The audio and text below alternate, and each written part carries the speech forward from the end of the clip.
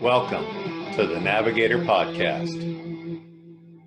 Welcome, Joel Harris. I wanted to continue the conversation you led in this month's Navigate Academy, Module 52 on KPIs for executives. So in your past 20 years fulfilling COO and CEO roles in a number of systems integration companies, and in your current role as president of Solutions 360, what are 3 lessons you've learned when it comes to managing through executive KPIs? That's a great question. First, thanks for letting me talk and continue to talk on one of our favorite topics, to think about how do we lead from positions of power and authority, but yet support those around us. So for me, the first thing we have to do is make them predictive. So as you know, I'm always looking for KPIs that tell me what's coming at me, not what happened in the past. We learn something from the past, but for me, it's more important to really focus on what's coming at me.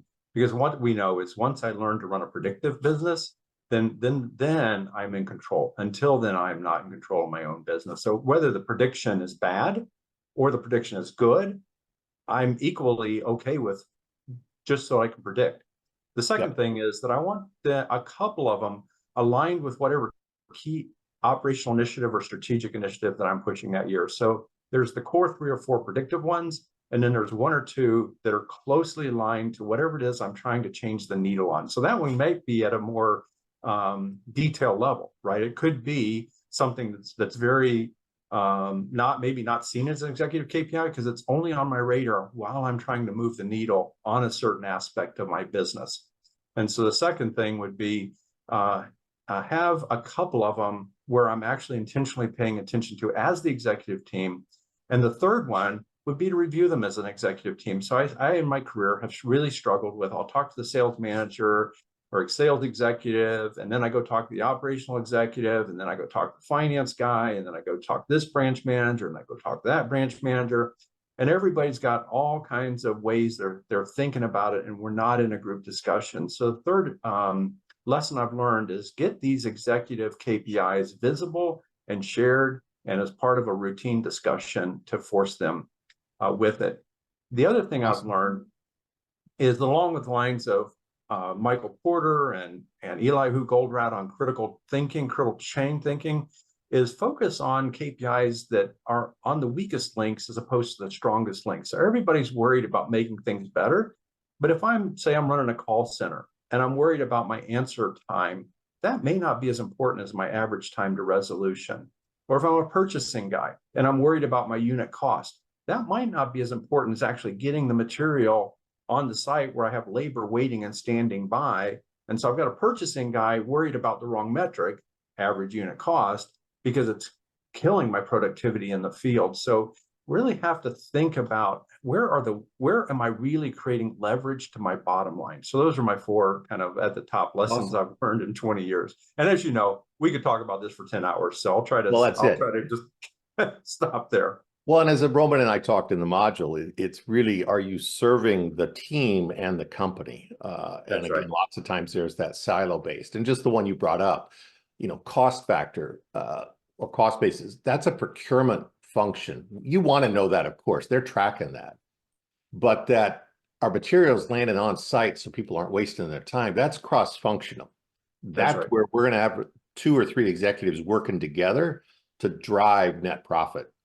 And I think that's key. So peer pressure, guilt, all those words, or whatever ones you want to use, can be valuable. How important is education and good data, and again, transparency in this process? So it's a great question, because it made me think a little bit about it. So people, especially our executive teams, have to understand the why behind it. So you and I talk about the why, how. And often executives, we go straight to the how because we already know kind of everything else we're trying to do. But the education starts for me at the why. And it's what is surprisingly, blindingly obvious to me is sometimes not obvious to even my executives, who I think should be kind of thinking along. You have that famous saying about the common sense, right? So somehow we expect our executives to share common sense. And I think the education is really important on establishing the why. But I will put a caveat with that. I have found in my career that I cannot educate people enough to where they're actually going to be motivated to action. So sometimes I have to do some upfront education, explain the why, and then drive the behavior, and let let the action then inform the questions and people be educated along the way. So start with some preliminary, but don't get stuck waiting until you've convinced everybody of everything they need to know about that metric, because you might find weeks and months slipping by while you're trying to actually get something done in your business. Got it. I want to combine two questions here. And Yeah. it feels like sometimes, again, managers and executives, they struggle with that taking responsibility for metrics. And then bundled into that one is like the overall struggle. So when you're starting to do metrics at that executive level, what are some of the struggles you have? And again, some of it's responsibility, some of it's other things. So what have you seen, and then what have you overcome? And let me separate that into two sections. Okay. First is kind of the first big struggle is you don't always have the data you need or want. And so a lot of executive teams really get hung up on, I can't measure it. Well, fine. What can we measure? Sometimes we have to use imperfect data. Sometimes we have to use heuristics that point us in the direction. And so I try to engage the team with, well, this is the best we have. Let's improve it together, but let's get started on working on the problem. And maybe the measurement's not perfect yet, but I'm not going to wait for the perfect measurement before I start action on it. The second thing that I've learned over the years is that people learn to game the metrics. So you and I've talked about this. Right. Every couple of years, you kind of have to change the metric. You may not be changing kind of the key outcome you're trying to achieve, but you might be changing kind of the nuance of the metric simply to force people to look at it differently, particularly if you start seeing it biased in one way or the other, because they've learned how to game the metric for whatever reason, to make the metric look good. I don't care about making metrics look good, but unfortunately, some people care about making metrics look good as opposed to making the results look good. So the overall, those are some of the challenges I've faced on the it's really interesting to me. Everybody wants somebody else to be held accountable, but the minute you put the same pressure on that function to be held accountable at the same level as everybody else, all of a sudden that whole drive for accountability seems to kind of mysteriously disappear out of the room. And it leads to what I call the glass house syndrome. And that is, nobody wants to throw any rocks because they're afraid somebody's going to start chucking a rock back at them. And so I find management teams to be a little less persistent in holding each other accountable, because they don't really want to be held accountable themselves.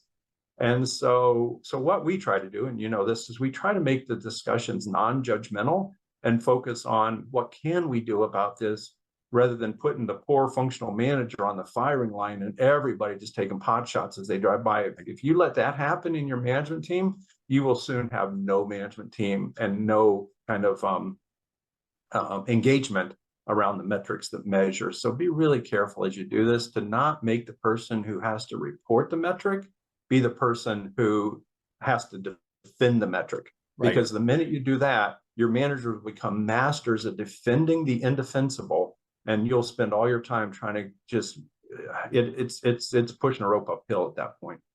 Well, and I think for us, and again, you and I've been working within 360 for 2.5 years now, is the curiosity around the metric, right? You know, versus my quote of, never confuse the metric with the measure, right? And so it's really, how did that get there? Why did that get there? And how can we improve it? Not that blame conversation. Exactly. There's lots of quotes. I'll just give you two. Tom Peters, you can only improve what you measure. And Joseph Stiglitz, what you measure affects what you do. If you don't measure the right thing, you don't do the right thing. So your thoughts? Couldn't agree more with those quotes. And there's more. Hundreds. There's hundreds. So I believe in effectiveness over efficiency, and you'll never be effective if you're not measuring the right thing, which is why I focus kind of all my discussions on metrics on the bottom line. So they have to tie to the results that I'm driving. And so it's really easy.